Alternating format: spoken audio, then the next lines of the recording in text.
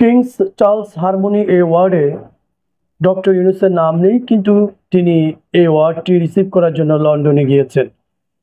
এখন নেটিজেনদের মধ্যে সারা দেশ বিদেশে নেগেটিভ পজিটিভলি আলোচনা চলছে, সমালোচনা চলছে, পক্ষ বিপক্ষে কথা চলছে যে ডক্টর ইউনূস যদি এই অ্যাওয়ার্ডের জন্য মনোনীত না হয়ে থাকেন, তাহলে তিনি এই অ্যাওয়ার্ড রিসিভ করতে গেলেন কেন? তাহলে কি তিনি মিথ্যে কোনো জাল বুনছেন কিনা, এবং তাকে ব্রিটেনের রাজ পরিবার কোনো ধোঁকা দিলেন কিনা, নাকি তাকে অন্যভাবে পুরস্কার দেওয়া হচ্ছে, অর্থাৎ মনোনয়ন ছাড়াই তাকে পুরস্কার দেওয়া হচ্ছে, এই বিষয়টি কিন্তু আলোচনা চলছে। তিনি এমন একটি সময় সফরে রয়েছেন যখন সেখানে বাংলাদেশের আগামী ভবিষ্যৎ তারেক রহমানের সাথে সেখানে 2 ঘন্টার একটি বৈঠক অনুষ্ঠিত হবে। সেই বৈঠকে বাংলাদেশের ভবিষ্যতের দিক নির্দেশনা, গতিপথ এই বাংলার জাতীয়তাবাদী দল বিএনপি তারা খুঁজে পাবে।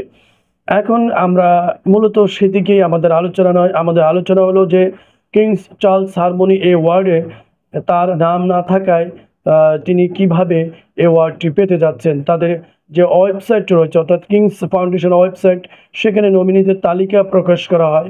সেই তালিকাতেই প্রফেসর ইউনূসের নাম নেই, যার জন্য যুক্তরাজ্য অর্থাৎ খোদ লন্ডনেই কিন্তু এই বিষয় নিয়ে আলোচনা চলছে এবং তাদের মধ্যে সন্দেহ বা সংশয় প্রকাশ করা হচ্ছে। এখন বিষয়টি হলো, প্রফেসর ইউনূস এমন একটি নাম, তিনি এমন একজন ব্যক্তি সারা বিশ্বের, যে তাকে যদি প্রতিযোগিতার মধ্য দিয়ে আসতে হয়, তাহলে এই ব্যক্তির নামের সাথে গুণের সাথে এটা যায় না। ব্যক্তি মানুষটি আসলে এমন একটা পর্যায়ে চলে গেছে যে তাকে কোনো প্রতিযোগীর সাথে প্রতিদ্বন্দ্বিতা করে কোনো অ্যাওয়ার্ডের নেওয়ার প্রয়োজন হয় না।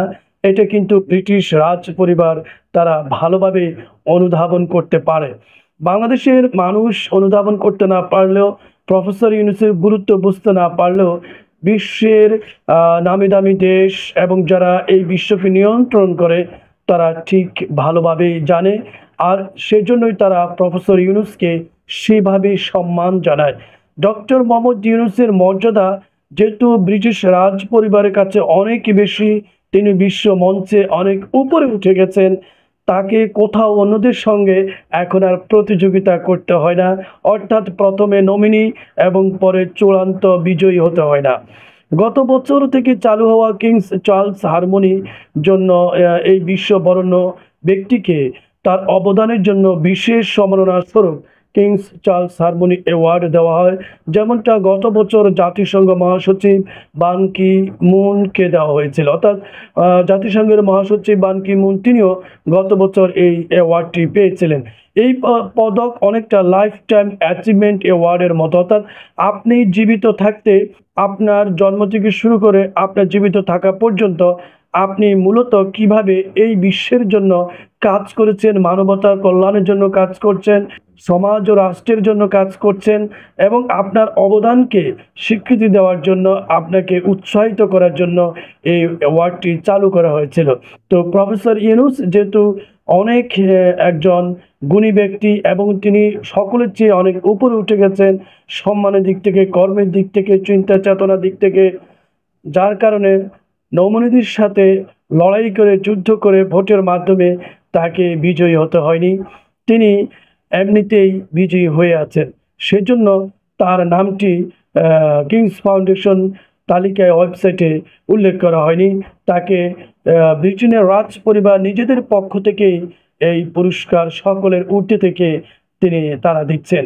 প্রিয় দর্শক, আশা রাখি আপনাদের সকলের সংশয় এবং ডক্টর ইউনূসের এই ওয়ার্ডটি নিয়ে যে আপনাদের মনের মধ্যে যে চিন্তা, নেগেটিভ যে থিঙ্কিং, সেটা আশা রাখি অনেকটা দূরীভূত হয়েছে।